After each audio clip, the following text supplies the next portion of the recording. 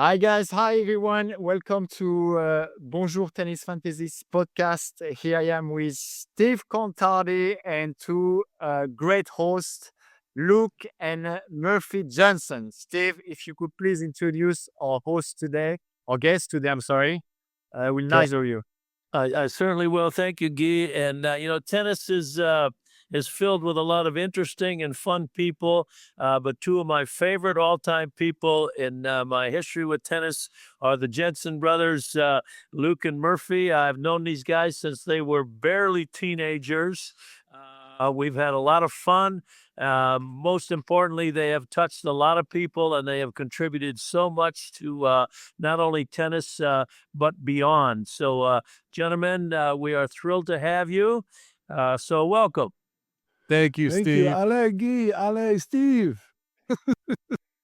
Now, yours is a pretty interesting story. You guys grow up on a Christmas tree farm in Upper Michigan, and you end up winning the darn old doubles at Roland Garros. So, tell us a little bit about how this all goes. Pretty unusual, I would think, especially you guys. Like I said, I met you when you were young. You were big then. Okay, you were built more like football players than you were tennis players. And here you go. Your career has extended since that time when I first met you up at Mackinac Island to right now, and so many good accomplishments on and off the tennis court since then. So walk us through a little bit of that, if you would, please. Well, I would like to hand over the mic to the number one seed in the family. That's Luke Jensen. At the number one seed.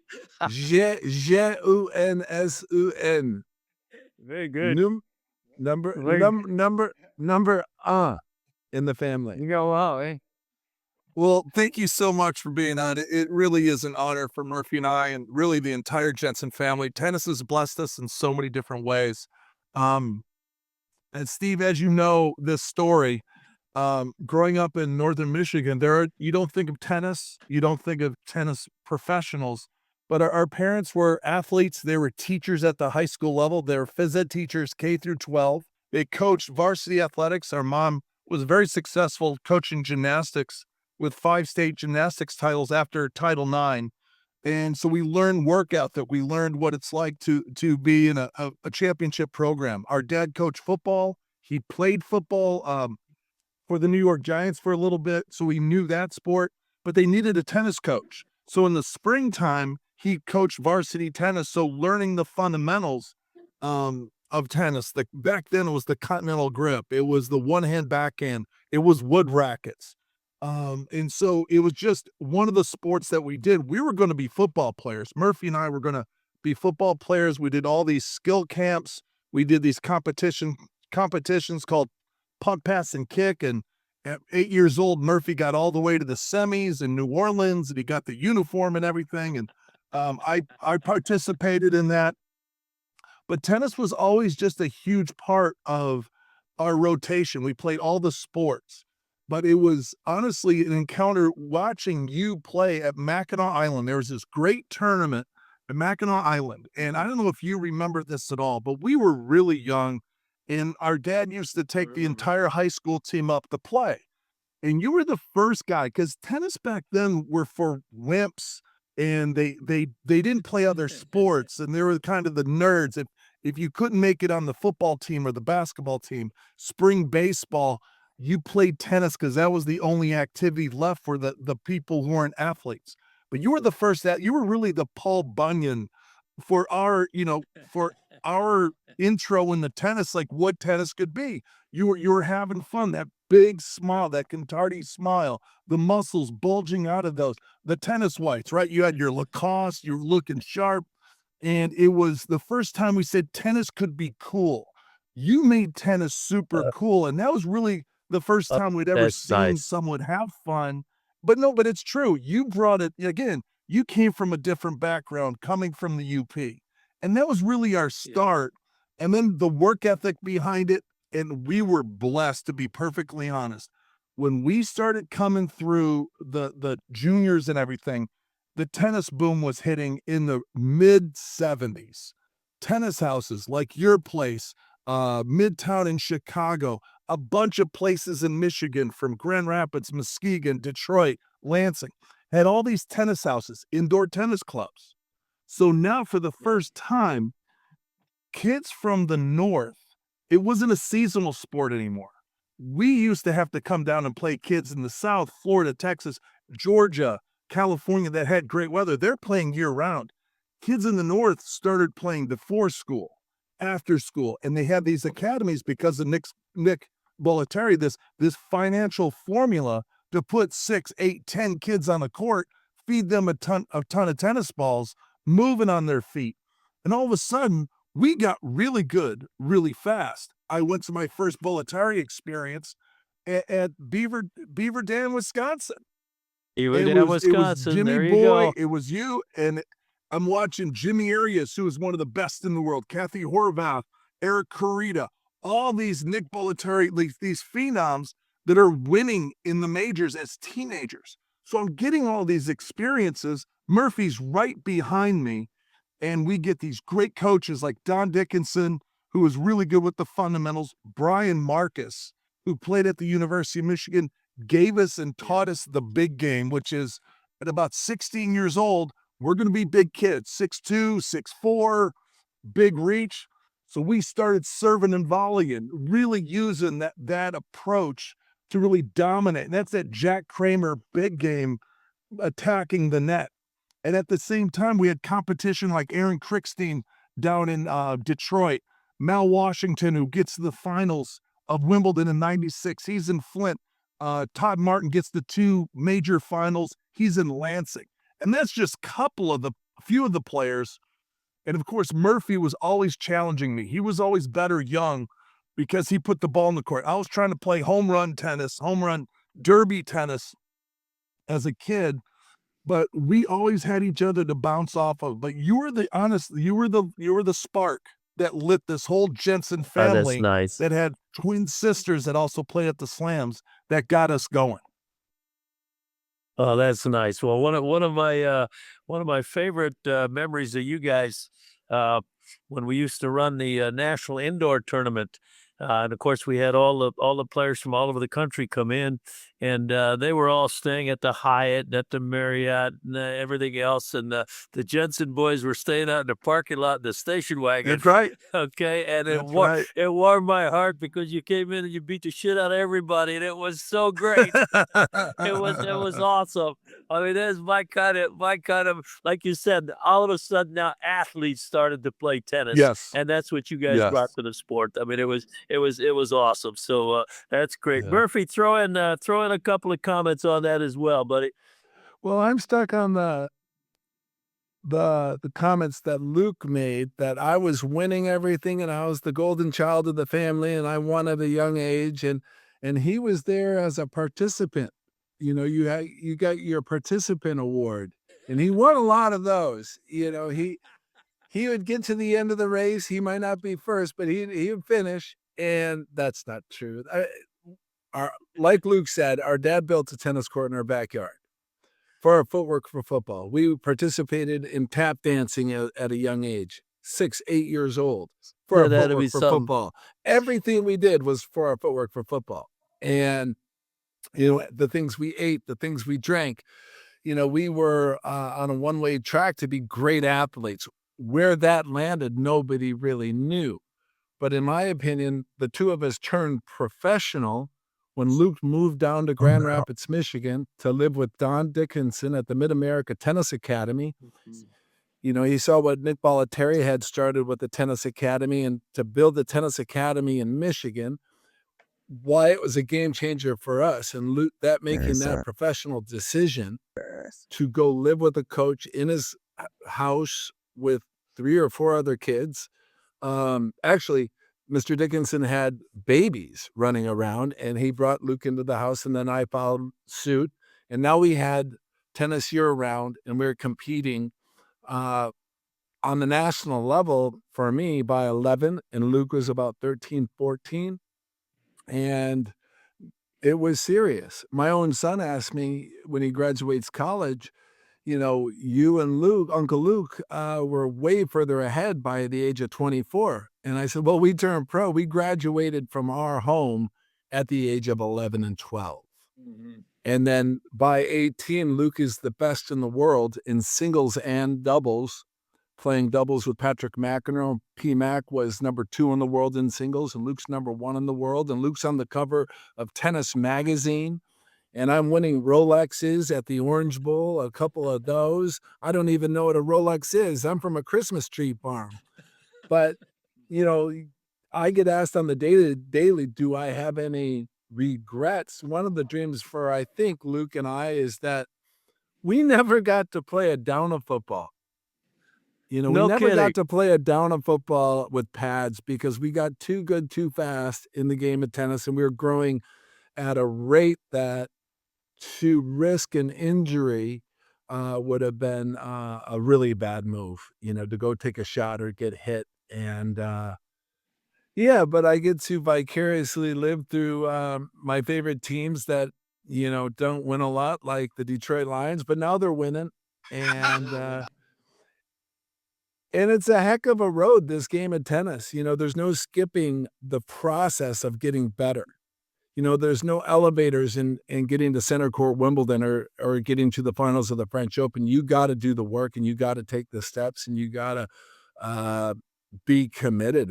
And there's a sacrifice. You talked about sleeping in we had this, a couple of different campers and mobile homes, and now they call them luxury camper vans. We had no air conditioning. It's 350 degrees in Houston, Texas. And Dad and I are sleeping in our underwear, and I'm showering in the club in Houston, Texas. And talk about dehydration. But it toughened us up. It made us tough. And the kids that break through on the pro level are the tough ones. Here are the tough ones. Now, the next level then, you guys both had terrific college experiences, and you played for legendary college coaches. So walk us through a little bit of that and identify what might be the differences in today's college tennis as opposed to when you guys were at Southern Cal and then Georgia. Luke went first. That's a great Go question. first. Yeah. I mean, Coach, the biggest thing was I'd gotten to a point in juniors where right before me, Aaron Crickstein was the number 1 guy, and he turned pro, and there were a couple of guys before that. And I was really looking at playing pro tennis and skipping college. And back then the Davis Cup captain was Arthur Ashe. And Arthur Ashe spent a lot of time with the junior players, to be honest. It didn't matter if you're one of the top juniors, he would watch your matches and talk to you. Brian Gottfried was coaching me. Dick Stockton was coaching me. All these guys that were either about to retire or retiring or were in the player development for American tennis was really involved with all the players. And so I got the hit with Connors and Chrissy Everett and all the top players because they were always grooming. The top Americans in the world were always grooming the next generation. I would hit with Johnny Mack a lot. And Arthur Ashe told me, he asked me my plans, and he said, you have a game for the pros, but he felt personally that I could mature as a human being by going to college. He had gone to college at UCLA. Jimmy Connors went to UCLA. McEnroe went to Stanford. Stan Smith went to USC.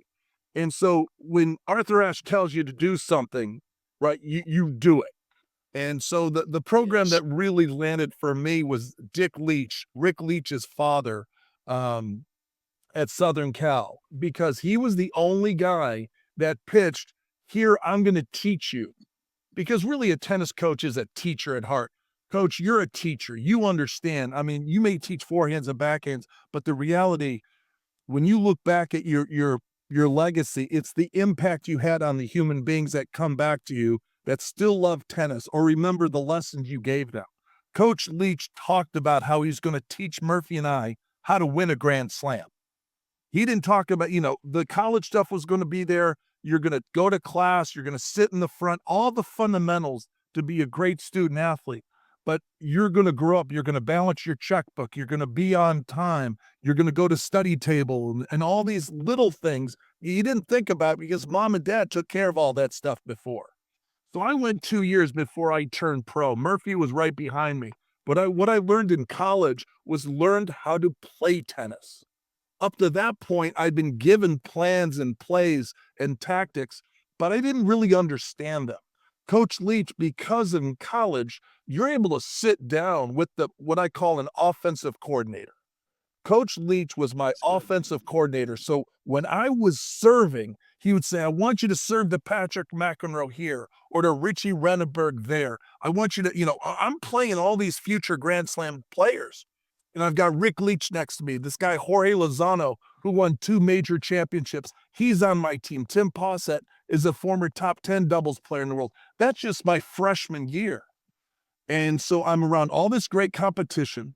I've got this great coach who's teaching me how to use all my skills. I've got this environment where I'm on my own. And so you have a program that's teaching you how to win slams, not just to get to the pro level, but to succeed there. And that was the biggest thing. I feel today, it's really so different with NIL. You're really renting. I mean, you see kids that are 400 in the world, I think 400 in the world that are being bought off the tour to come and play for a semester, to play for, 1 season, and they're getting 6 figures to do it. We didn't get that. We got a stipend card to go to the cafeteria, and you had to string your own rackets. I mean, coach was adamant, string your own rackets, make sure you had your Matt Anger bag. Matt Anger was a former player, top player in the world right before us, and he was so organized. So we learned from the Matt Angers, the Robert Van Hoffs that was top 20 in the world. And it was an environment to learn yourself as a person and your game. And then when Murphy came behind me, he had a different experience. Okay, Murph, talk about your experience then. Well, I got to tell you, Luke rolled into USC as the #1 junior player in the world in singles and doubles, as mentioned, with contracts offered to him by his racket manufacturer, his clothes, all of it. And that suggestion, Arthur Ashe stayed as far away from me as possible. I was a little wild for him. He was unsure that I could even read and write. So he's like, if you need to turn pro, Murphy, no. Arthur Ashe taught us all how to be a gentleman and how to behave properly. And I would say, in all seriousness, Luke was a machine. Luke was a machine when it came to work ethic and discipline and consistency. And if a coach had suggested that he run through a wall to improve, he would run through a wall. Luke and I are built differently. Luke was, and I would love to hear Luke's take on it, but I would say I'm more on the creative side, where I had won a lot and I won early. And, I had amazing doubles partners. I'm in the top, call it 5 in the world, at the very least in singles, as a 16-year-old and an 18-year-old, and #1 in doubles all 4 years in the world and the US. And I had some great partners. And so here I'm winning and I'm not really thinking much. And I get to college, Luke leaves, but I'm jumping on a team that the year before I enter, there was no question. I didn't even visit USC. I'm going to where my brother went, and I'm going to follow his trail because personally, my brother instilled a lot of confidence with me. If I could play well and compete with my brother, anybody in my age group would be easy. But here I'm this creative force of nature where, instead of running through that wall, maybe we can grab a cappuccino and walk around it and still win the match. Now, I put in the work, no doubt about it, and I was willing to suffer, but why suffer unnecessarily? And why pay $100 for a $2 hamburger? And speaking of the poulet in Nice, France, we would get these chickens. The chicken man would give us $5 roasted chicken, and that's how we survived the early days of the pro tour. But exit to college, I rolled in on a team that was 34-0, and arguably the best college tennis team in the history, the number 5 or 6 player. You know, we got Jorge Lozano, we got Davis Cup players, we got a gold medalist, Eric Amond.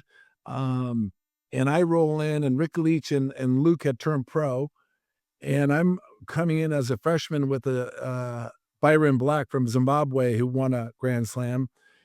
And we've got these 4- and 5th-year seniors that just came off a heartbreaking loss to Georgia the year before, and Coach Leach wasn't feeling his best self.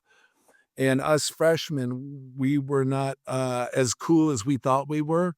The two of us would become the only Grand Slam champions of that team the year after Luke's 34-0. Scott Melville would make the finals of Wimbledon with Rick Leach. But I struggled there at USC. I struggled there because I, for the first time, was embarrassed and ashamed that I wasn't playing number 1, that I wasn't at least in the top 3 or 4. And it wasn't necessarily my ego. It's just I had an expectation that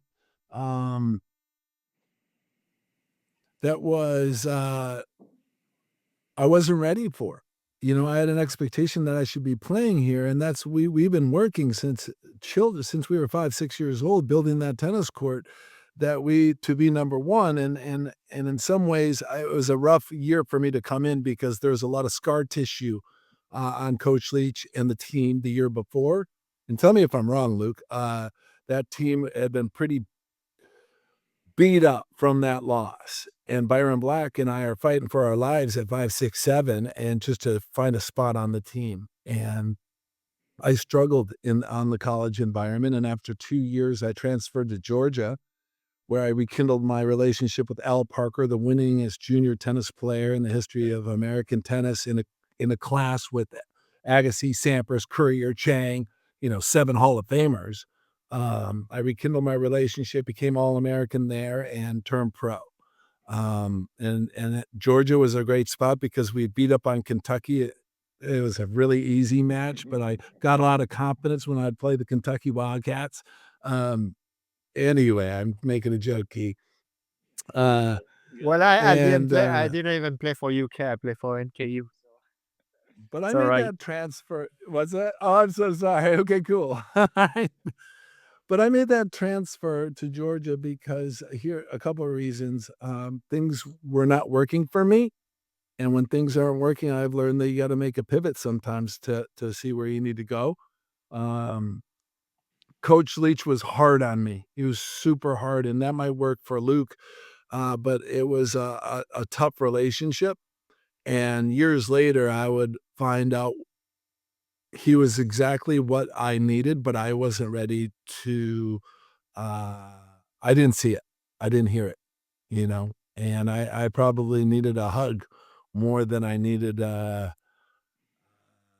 beat down for double faulting on break point or something like that. And that transfer was done for 2 reasons. I need to get out of this USC to save myself, number 1, and a chance to be a pro. And I'm looking at the news, seeing my peers, Agassi, Sampras, they're winning U.S. Opens and semifinals of the French Open, and they're winning and getting rich. And I'm thinking, I'm wasting my time in college.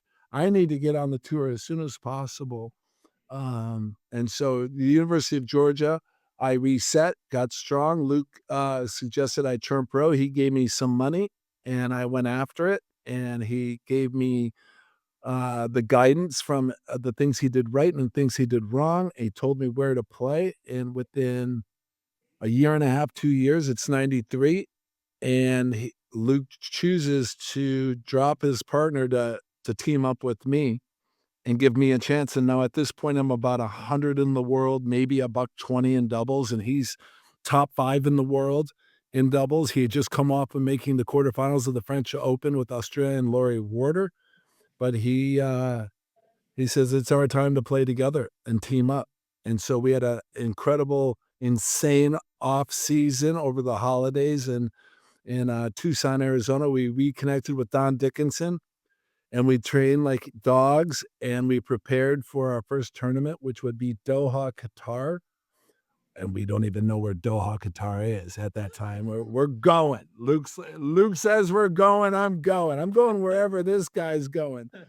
And the biggest fight we had in that off-season training was, Luke says to me, driving from northern Michigan to Tucson to start our training, to start the year that will one day define our lives unknowingly to us. That 6 months later we'd win the French Open. But he says to me, sitting in the back seat, covered in Adidas bags, he says, "Murphy, how do you plan on paying your money back? You owe me about $20,000. And I said, "We haven't played one match on the tour yet, and we're not even on the plane yet.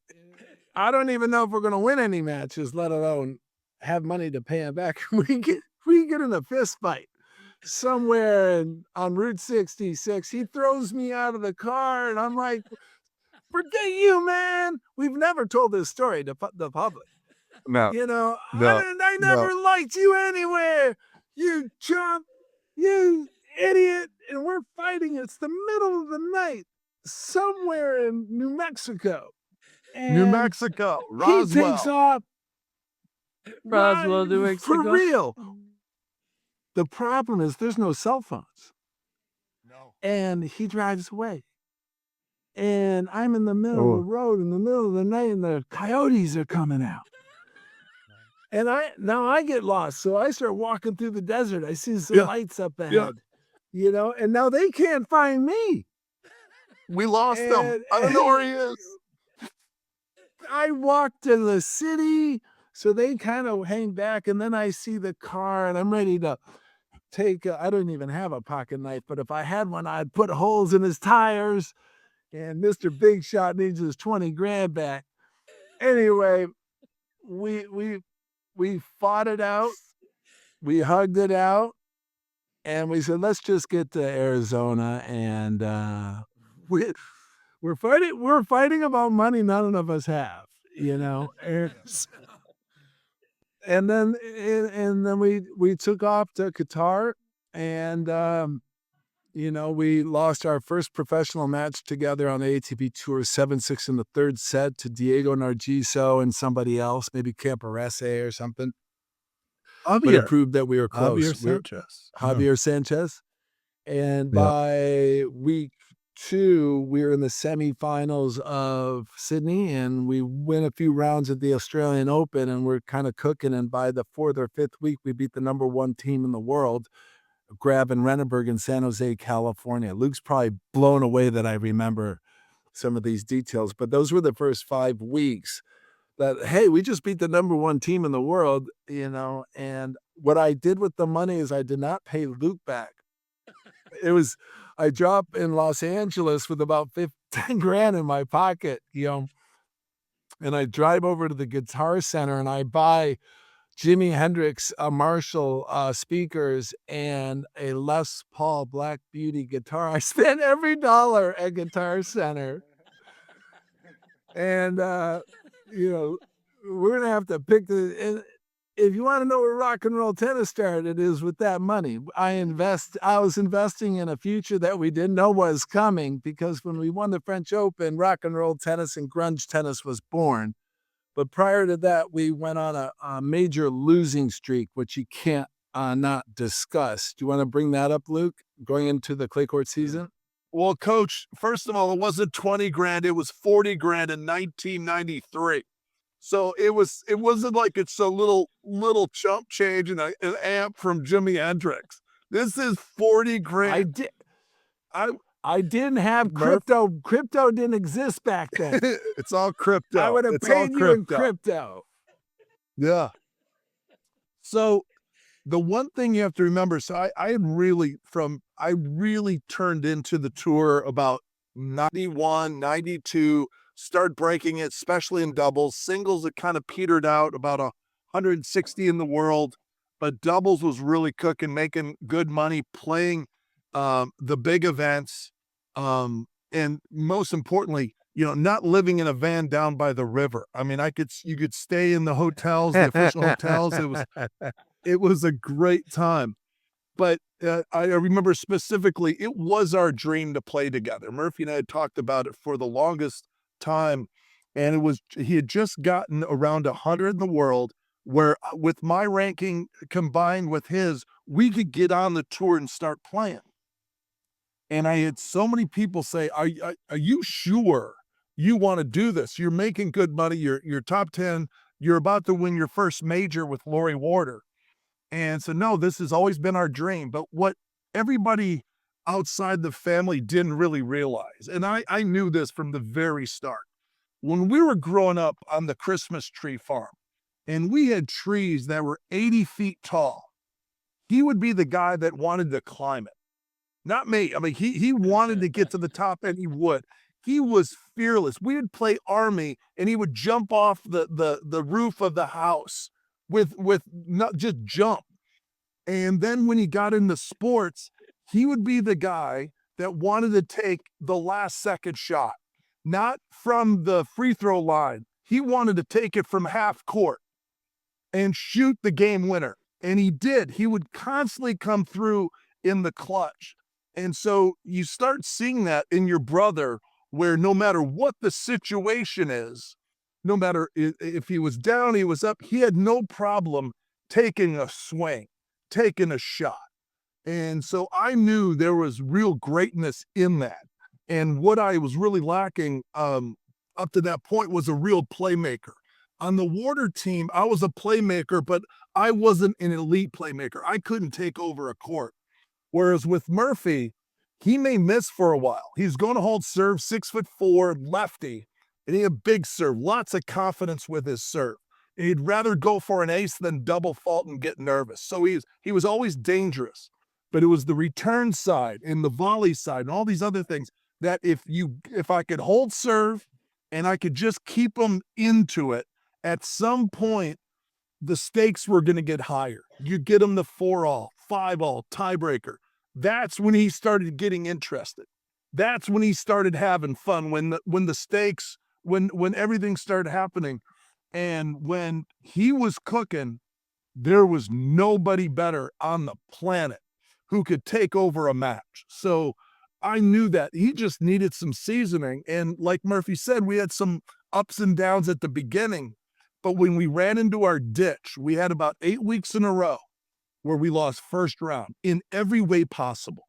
We were winning matches. I mean, we were losing in 3 sets. We were losing 0-0. We'd be up a break in the third. We'd lose it. We'd be down a break, come back, and still we lost every way possible for 8 weeks. We get to Hamburg, which is the German Open clay court event, and we lose again 7-6 in the third to a couple of Brazilians, Matar and Onsens. And it was the last match of the day. And so we're gutted. This is 8 weeks in a row. We've tried everything. You train harder, you train smarter, but we can't seem to flip it over. And so we're sitting there, and now I'm looking at quarterfinal points of the French Open coming off. I'd just gotten I think the semis or finals of the Italian Open the year before. Those points are looking right at me that are going to come off. Bologna, which is a warm-up tournament between the French Open and the Italian Open, we had won that the year before. I'd won that with Warder. So I have all these points stacking up, and Murphy knows it. So I'm going to drop from the top 10 into nowhere. And he, for the first time, he said, maybe we should split up.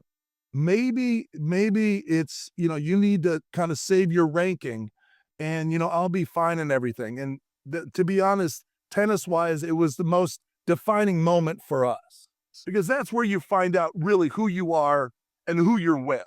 Who are you in that foxhole with? And it was never a doubt to me. I never thought about ever looking anywhere else. And I said to him, as the big brother to the little brother, I don't care if we're in South America, South Africa, and we're playing satellites all over again. And we have no money. I believe in you. I know we're going to do this. We've got this.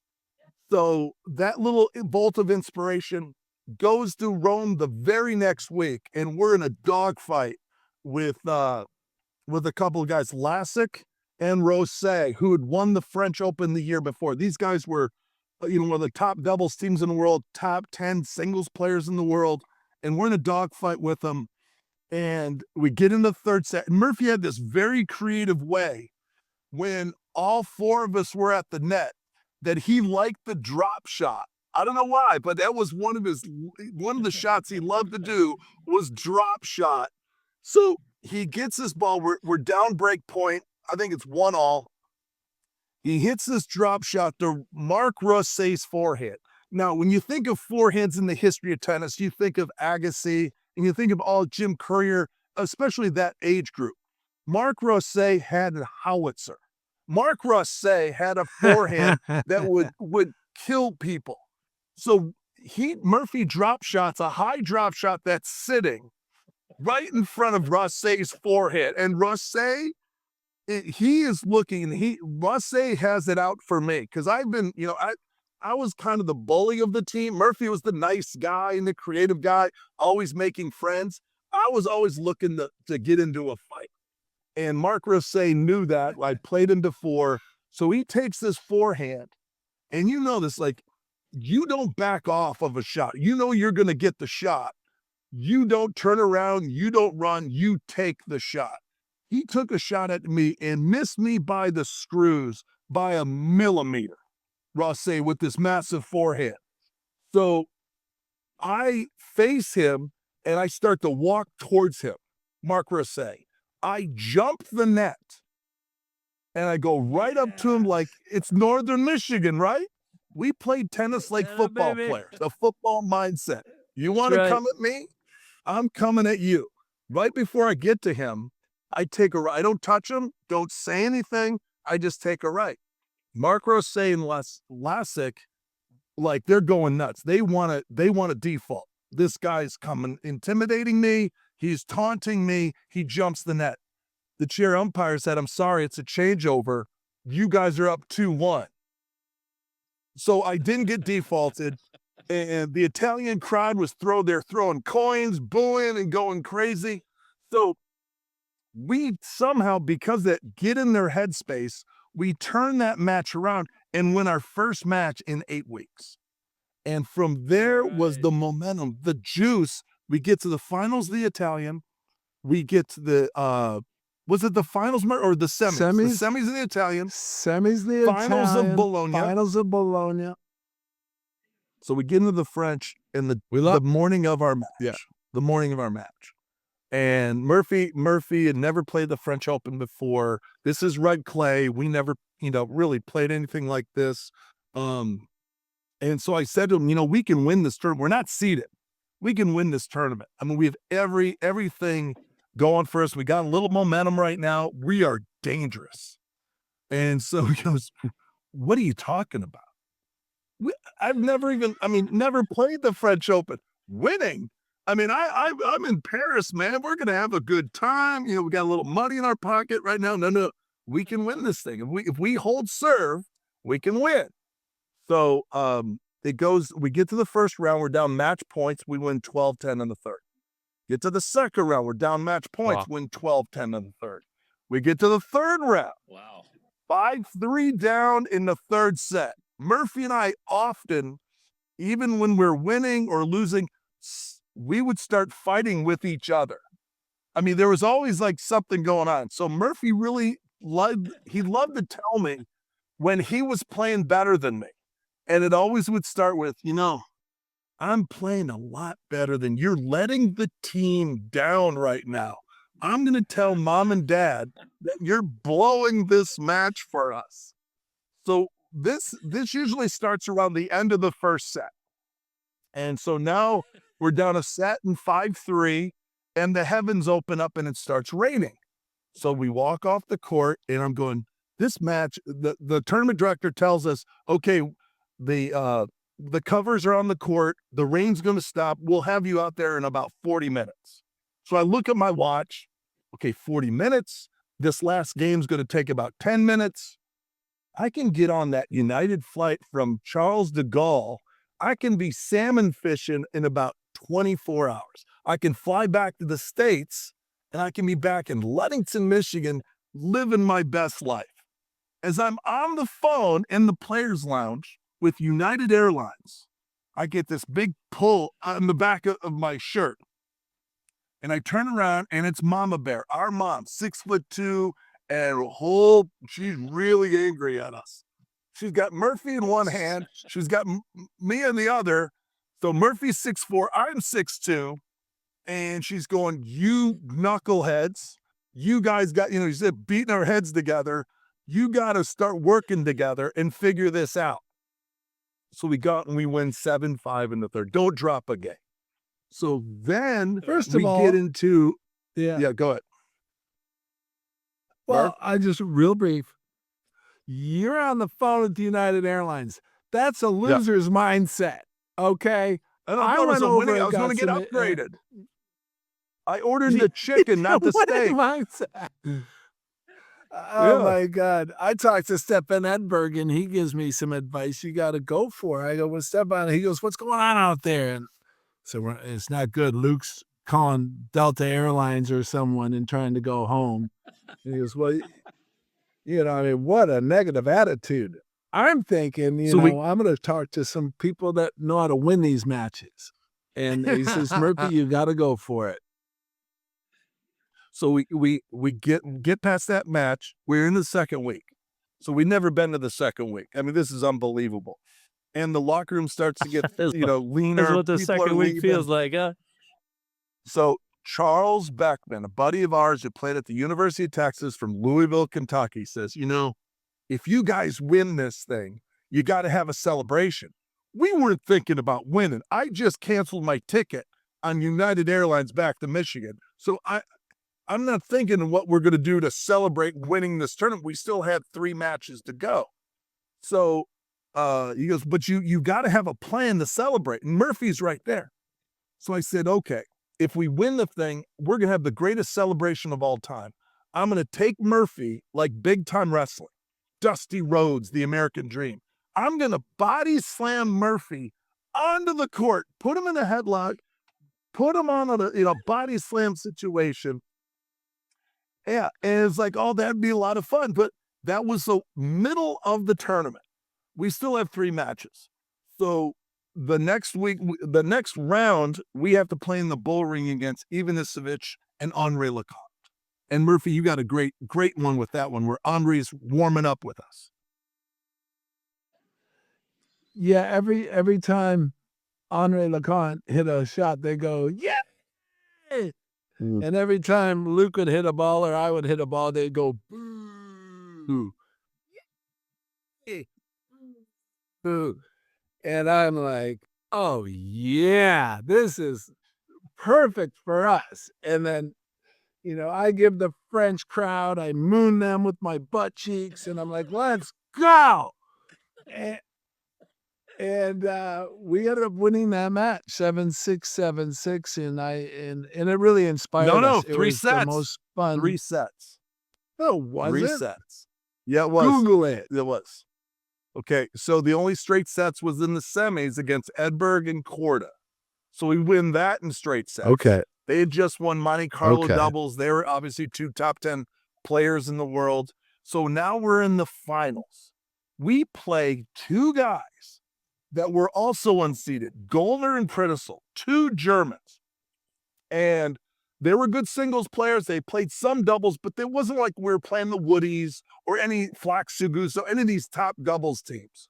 And so this could have been a first round match, but now we're in the finals.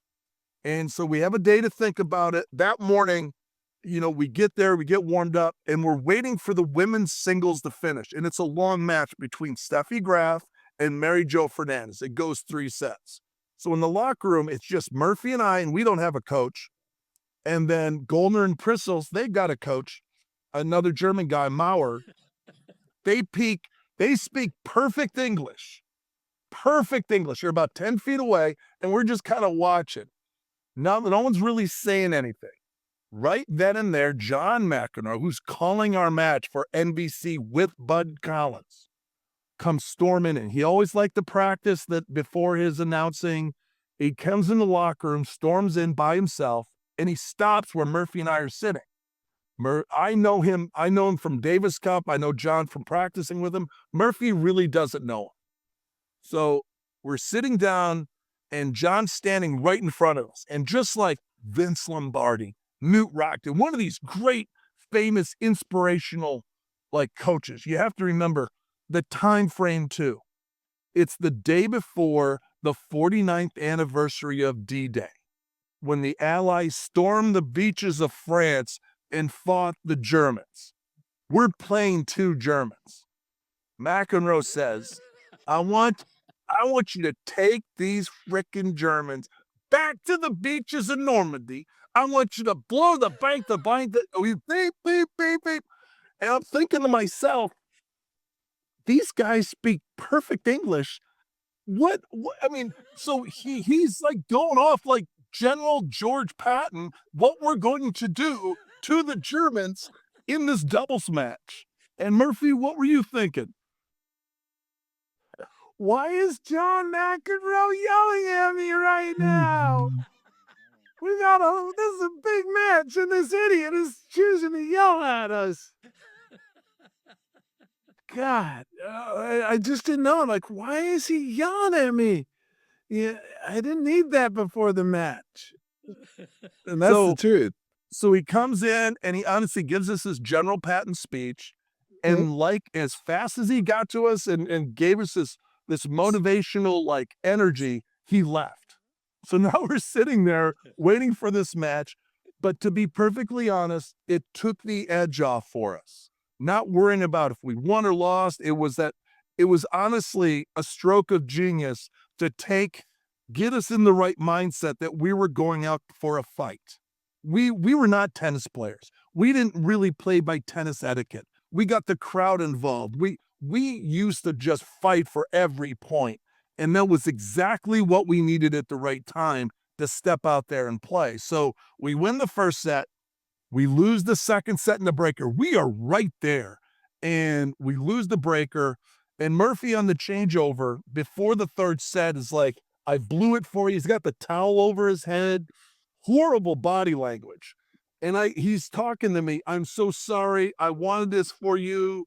I just blew it. I blew it for the family. He's going on. And I said, Murphy, we've been down in every single match. It's just, we're in the third set. We're in a good spot. We lose the first game. We lose the second game. We lose the third game. We're down 3-0 in the third. I'm serving.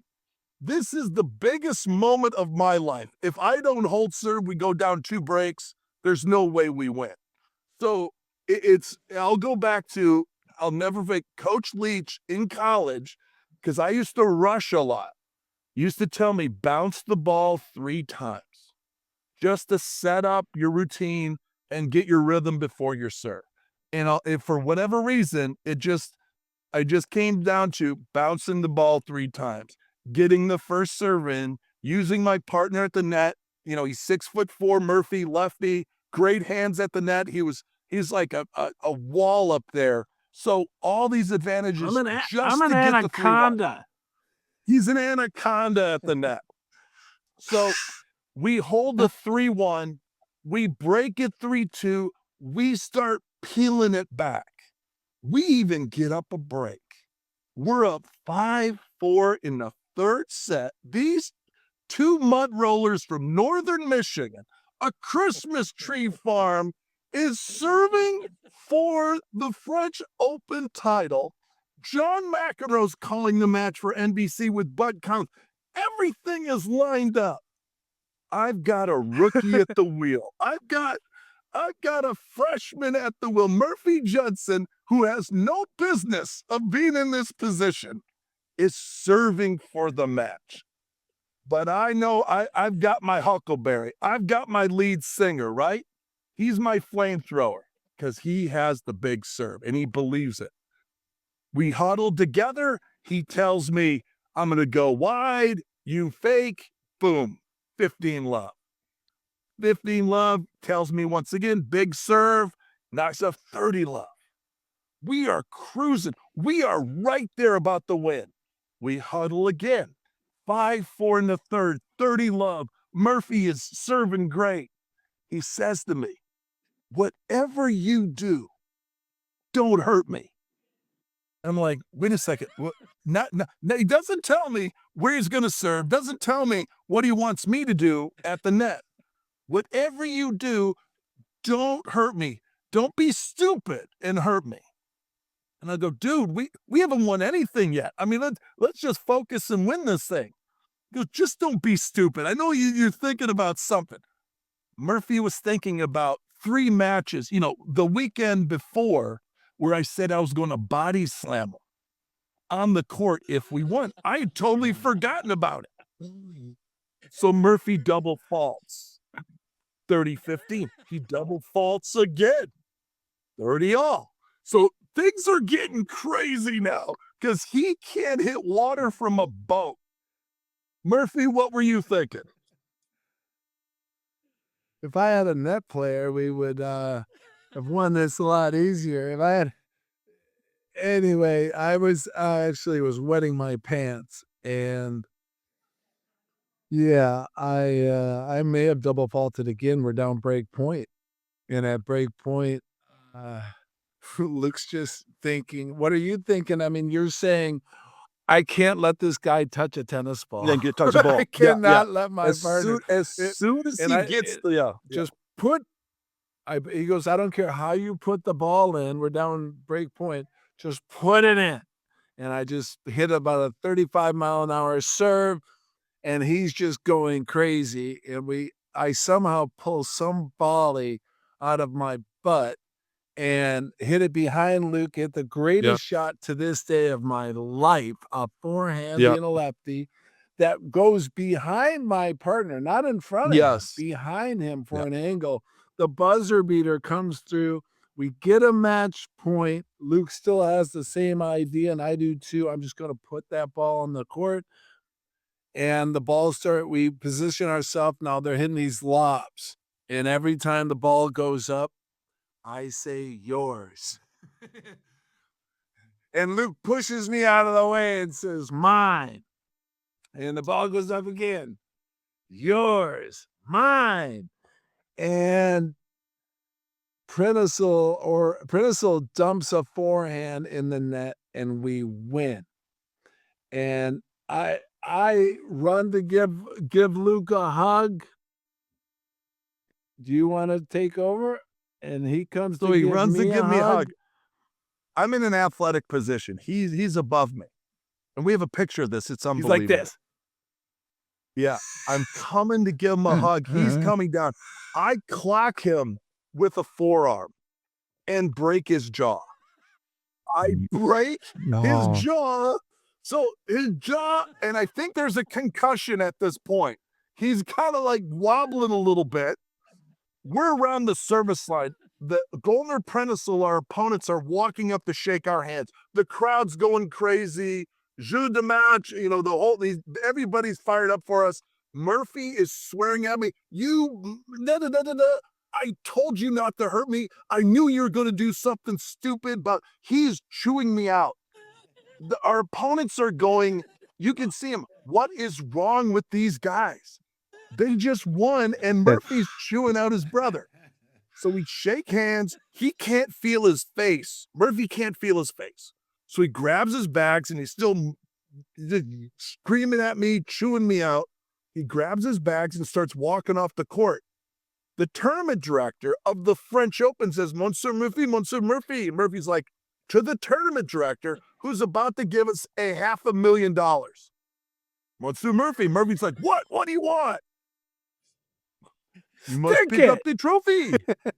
You must pick up the trophy. So he drops the bags and he walks up, and it's different now, but back then you walk up this red carpet, up 2 stairs to the president's box. And you see the doubles teams are very nice. These are beautiful pictures. One person's on one side, the other person on the other side, and they take this beautiful photo as a team, not Murphy.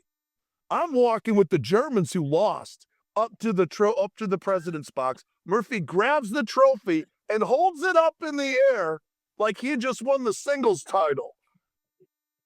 And I only have 3 fingers. I got a thumb and 2. I'm just touching this with just you're only allowed to touch this trophy when you win it. Then they take it away, put your name on it, and it goes into the trophy case until the next year's championship. So I've only touched that trophy with 3 little fingers. 2 fingers and a thumb. Well, he has all these photos like he won the whole thing in singles. Thank you, Murphy. You're welcome. I did serve out that match.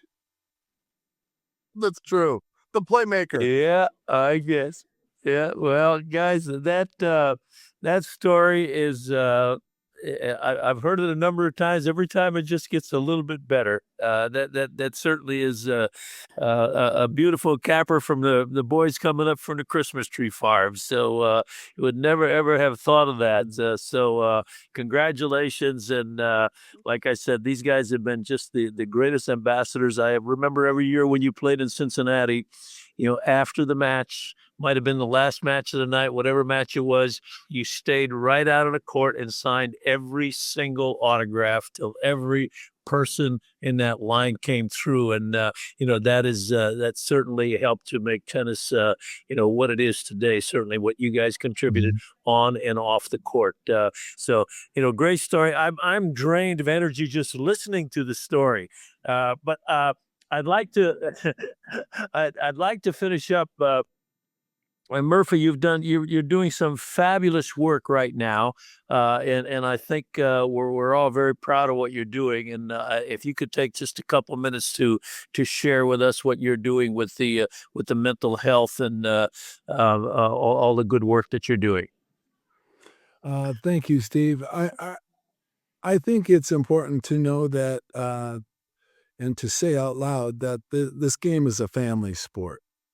The Contardi family and any tennis player with the racket is part of the Jensen family. This game has given our lives experience beyond our wildest dreams.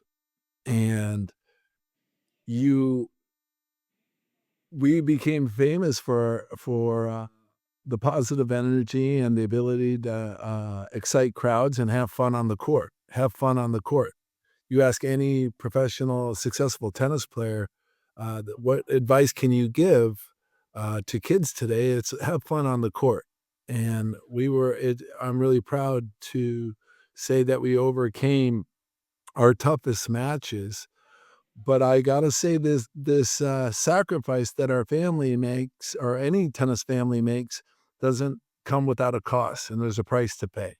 And in my case, I had a lot of fears and doubts and insecurities along the way. And after winning that French Open, when I walked off that court, it wasn't just because I was upset that I had maybe broken my jaw, but I had never won a tennis tournament on the tour before. That was the first win of my life on the pro tennis, on the ATP tour, was winning the French Open. And I sat in that locker room and I had a narrative for a lot of years that I didn't measure up, that I wasn't enough. And I experienced a panic attack and my hands would shake. And they would shake to what my head would think was what was to come. And I had all the tools to be one of the best tennis players in the world, but I didn't have the tools to live with it. How was I going to behave, and how was I going to, as long as I stayed on that tennis court and I was alongside my brother, I felt safe and protected. But when I got off that court, there's a lot of loneliness, there's a lot of isolation, and I went through not only that panic attack sitting in that locker room and I'm throwing up in the toilet. It would lead me to after 6 years, escaping myself at all cost. It was mental health challenges followed by substance use disorder and addiction issues. And in 1999, while playing the U.S. Open with the birth of my first son, my best thinking had me jumping out of a window in New York City.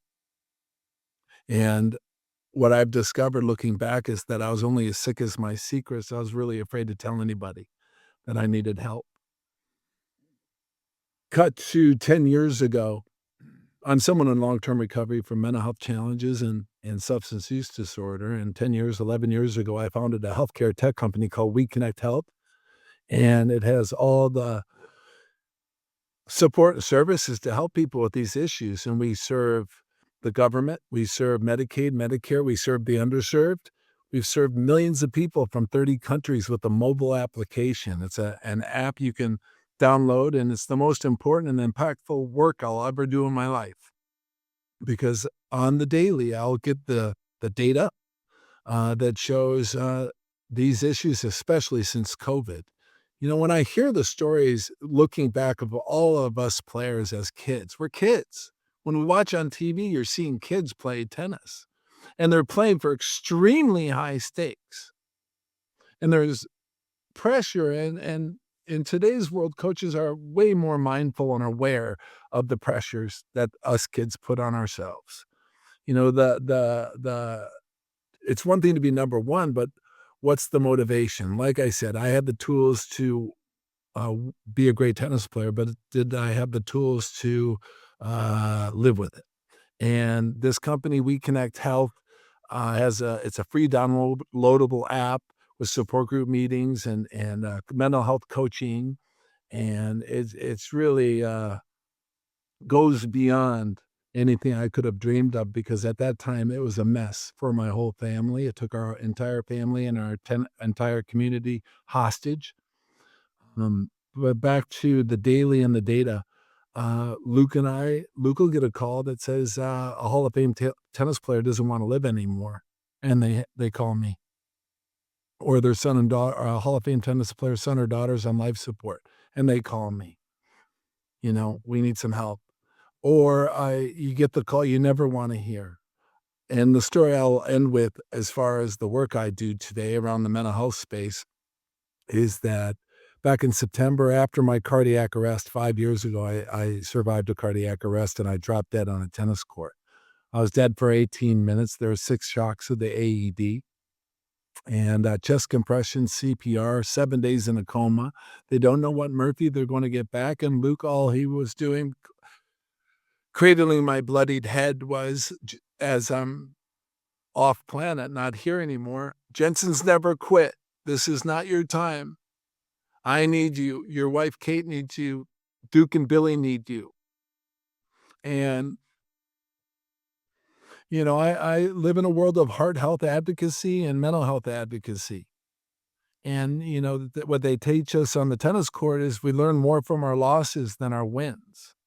And the life I live today is way beyond anything I could have ever imagined. So after the cardiac arrest, I was in San Antonio, Texas at Luke's Tennis Fantasies. And one of the things I wanted to do was to go over and to visit the Trinity College campus where Diggy Stockton and Brian Gottfried, because as an 8-year-old boy, I wanted to play at Trinity one day. And my first event was Luke's Tennis Fantasies, and I participated, but I went over to Trinity because as a young boy, I dreamed of playing tennis at Trinity College. And when I was there, I met the team, hit some balls, lifted weights. And back in September, I got a call that the assistant coach of the Trinity tennis team took his life. And that's why I do the work I do, because there isn't a day that is not Mental Health Day for me. And all of us humans have, it's really important that we share our experience, not only as tennis players, but as human beings to help others. And there's no greater gift in the world than to be a service to another human being. And then I get a call from the father, because I was heading to the memorial of this assistant coach. And the father sends me a picture. And when this assistant coach was about 10 years old, he was at an exhibition tennis match with the Jensen brothers. And I had signed a pair of shoes and gave them to this young boy. And thank you for allowing me to share that story, because I'm here to tell you, and I'm living proof, that these issues around mental health and addiction are treatable and preventable. And it's the most important. I'll say it again. They're important. If I have no, you know, as a Jensen family, these issues took all of us hostage. it doesn't just affect the person that's dying. It affected Luke. It affected my sisters. It affected my mom and my dad. And we rallied as a family. And as far as I'm concerned, my recovery is the greatest victory of the Jensen family, of me getting sober and staying sober. And I'll end with that. And if nobody's told your audience, Guy, that they've been loved, I love them, and the Jensens love them, and Steve loves them, and there's nothing you can do about it. Wow. Thank you, Steve. Nice. Thank you, guys. I'll tell you what, this has been a fabulous hour. Great stories. And of course, a beautiful ending, which we certainly appreciate. I'm going to see both of you boys at Nukes in a couple of weeks. And Murphy, I hope to see you next week. You're speaking here in Cincinnati at St. X High School. St. I've got a X. grandson that will be privileged to hear you speak because you've got words that reach way beyond just the stripes on a tennis court. So, Thanks, Steve. gentlemen, we can't thank you enough for sharing everything that you've shared. You made us smile, you made us think, and I think you made us love a little more as well. So thank you. Any closing remarks from Luke, from the big brother? Well, Coach, it really is an honor to be part of Fantasies, to be part of your life. You've mentored us in so many different ways, and it's to all the fantasy alums out there, we are a brotherhood, right? The camp, if you've never been to these camps, the mixed camp and the men's camp, that you will make friends for the rest of your life. I talked to Tom David the other day. I talked to Jaffe, all the leading characters, right? You are part of a family. It's so far beyond forehands and backhands. And to have the legends like, back in the day, Laver and Rosewall and Emma. But thank you, Coach. I really appreciate everything. Well, You've we always thank believed in the Jensens. Well, the Jensens have always come through, and they set the bar pretty high for the rest of us, and we thank you. Now, with that, Guy, we get a nice little prelude into the Tennis Fantasies. Tell a little bit about what we're doing with the Tennis Fantasies going on an international basis, if you would, please. Yeah, so, well, thanks to Steve, as you say, Luke, and thanks to the Jensens, thanks to all these legends, and most thanks to all the people that came to the fantasy camp in Texas. I came like a little baby a couple of years back, and asked Steve if he was interested to do kind of the same concept of fantasy camp from Texas to bring it internationally. And since now, I think 4 years, Steve, we are bringing a couple of groups overseas from the US, brought them to South America, brought them to France, to Italy, to Portugal, to Spain, brought them to play at the French Open venue, and brought them to Australia. And yes, so we bring all this community to share the main passion of tennis and explore these countries and make new friendship with new people from different backgrounds, different nationalities playing tennis that share the same passion. Just amazing to hear these stories that I personally have never heard it. So I was really touched and fortunate to listen to this. And if I have to finish with something, is what's written behind Murphy, love wins. That's it. Thank you, guys. Okay. Great job. Thank We you very really much. appreciate it. Okay. And we'll see you soon. All right.